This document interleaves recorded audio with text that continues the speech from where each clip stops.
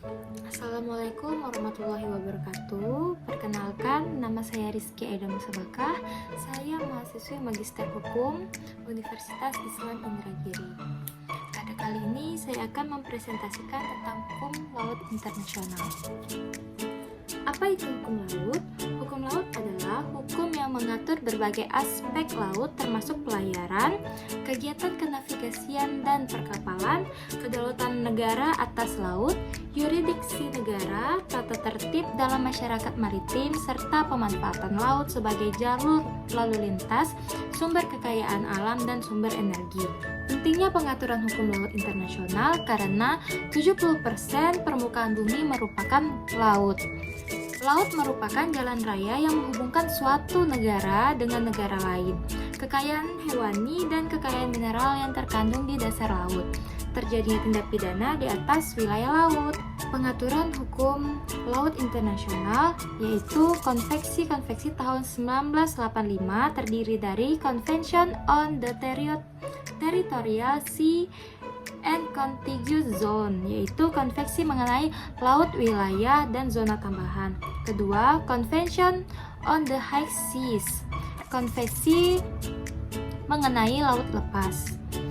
Kemudian ada Convention on Fishing and Conservation on the Living Resources of the High Seas, yaitu konvensi mengenai perikanan dan perlindungan kekayaan hayati laut lepas. Kemudian ada Konvensi on the Continental Shelf, yaitu konvensi mengenai landasan kontinental. Kedua, ada konvensi tahun 1982 mengenai konvensi hukum laut. Laut lepas adalah semua bagian dari laut yang tidak termasuk dalam zona ekonomi eksklusif, laut teritorial atau perairan pedalaman suatu negara atau perairan kepulauan suatu negara kepulauan. Hakikatnya, laut lepas hanya dapat digunakan untuk tujuan damai dan tidak ada satu negara pun yang berwenang menerapkan kedaulatan di atas wilayah laut lepas. Prinsipnya, setiap negara memiliki kebebasan di laut lepas yang mencakup kebebasan berlayar, kebebasan penerbangan, kebebasan untuk memasang kabel dan pipa bawah laut, kebebasan untuk membangun pulau buatan berdasarkan hukum internasional, kebebasan untuk menangkap ikan berdasarkan hukum internasional, dan terakhir, kebebasan untuk melakukan riset ilmiah berdasarkan hukum internasional. Selanjutnya ada natur yuridik laut lepas, yaitu res nullus, bahwa laut lepas adalah bebas karena tidak ada yang memilikinya. Kemudian ada res communis, bahwa laut lepas adalah milik bersama. Karena itu negara-negara bebas menggunakannya. Kemudian sebagai bagian dari domain publik internasional, sifat kegunaan laut dapat digunakan sebagai kepentingan bersama masyarakat internasional. Nah, pembagian wilayah laut yaitu ada 3. Yang pertama, laut wilayah adalah bagian yang paling dekat dengan pantai yang sepenuhnya tunduk kepada ketentuan negara pemilik pantai tersebut. Yang kedua, lebar laut wilayah atau teritorial yang diukur sepanjang 12 mili dari garis air terendah sepanjang pantai sebagaimana terlihat pada peta skala besar yang diakui resmi oleh negara pantai tersebut. Yang ketiga ada prinsipnya kedaulatan suatu negara pantai meliputi ruang udara di atas laut, wilayah serta dasar laut dan lapisan tanah di bawahnya. Kemudian ada natur yuridik atau laut wilayah. Itu ada doktrin hak milik. Laut merupakan bagian integral dari wilayah negara. Negara pantai memiliki kekuasaan penuh atau dominium penuh yang dapat berakibat dapat ditutup dan dibukanya laut wilayah atas kehendakan negara yang bersangkutan, dapat melarang masuknya kapal-kapal asing dan monopoli negara untuk pelayaran dan penangkapan ikan. Yang kedua ada doktrin hak kedaulatan. Negara pantai tidak mempunyai dominium, tetapi hanya merupakan imperium. praktik internasional berorientasi pada doktrin ini.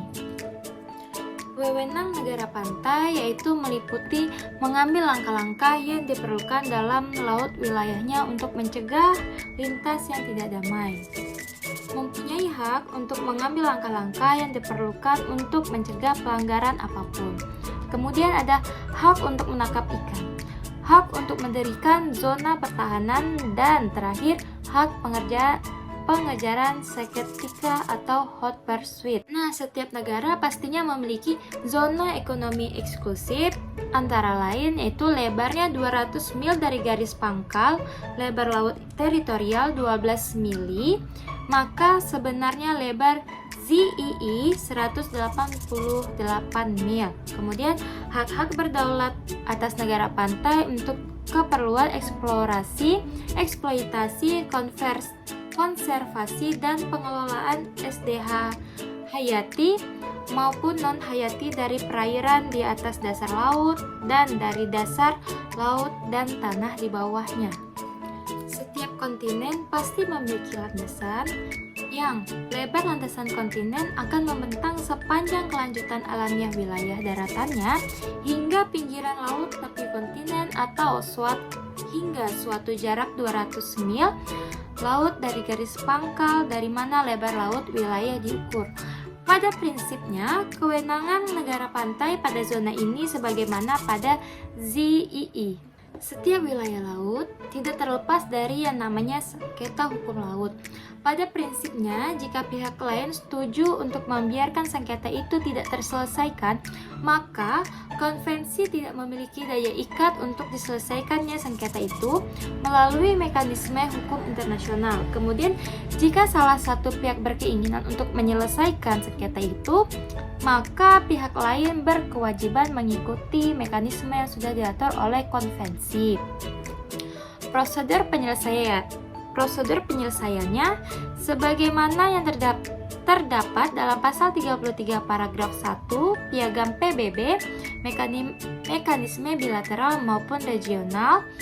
Apabila tidak dapat diselesaikan, maka penyelesaian melalui salah satu badan peradilan yang telah ditetapkan konvensi, yaitu 1. Ada Tribunal Internasional untuk Hukum Laut, 2. Mahkamah Internasional, 3. Tribunal Arbitrasi, 4. Tribunal Arbitrasi Khusus. Nah, itulah tadi beberapa penjelasan mengenai hukum laut internasional. Sekian presentasi dari saya. Assalamualaikum warahmatullahi wabarakatuh.